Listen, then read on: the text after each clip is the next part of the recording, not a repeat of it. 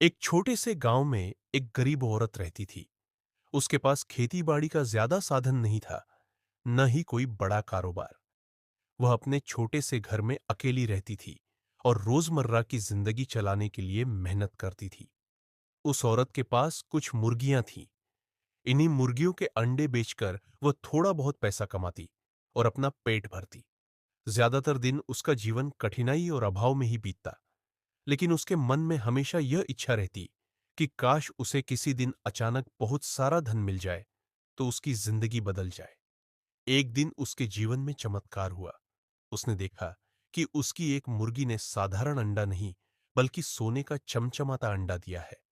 उसे पहले तो अपनी आंखों पर यकीन नहीं कर पाई। उसने अंडे को उठाकर देखा, खुरच कर देखा, लेकिन अंडा सचमुच सोने का ही था। उसकी खुशी का ठिकाना न रहा। अगले दिन फिर वही हुआ। वही मुर्गी रोज सुबह एक सोने का अंडा देने लगी। वो औरत अब रोजाना वह अंडा बेचकर अच्छा खासा पैसा कमाने लगी।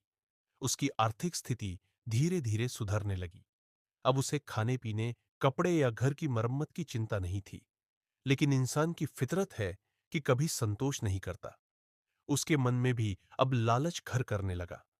उसने सोचा, अगर यह मुर्गी रोज एक सोने का अंडा दे सकती है तो उसके पेट में जरूर बहुत सारे अंडे होंगे। अगर मैं इसे काट दूं और सारे अंडे एक साथ निकाल लूं तो मैं तुरंत अमीर बन जाऊंगी। फिर मुझे रोज रोज इंतजार नहीं करना पड़ेगा। उसने यह विचार कई दिन तक मन में रखा। शुरू में उसे थोड़ा डर था कि कहीं यह सोच गलत ना हो। लेकिन उसका लालच इतना बढ़ चुका था कि उसने अंततः एक दिन साहस करके मुर्गी को मार डाला। मुर्गी के पेट को चाकू से चीरकर उसने देखा, अंदर कुछ भी नहीं था। न तो सोने के अंडे और न ही कोई जादुई चीज। बस एक साधारण मुर्गी का शरीर था। यह देखकर लालची औरत को जोर का झटका लगा। अब न तो उसके पास मुर्गी बची और न ही रोज सोने का अंडा पाने का साधन।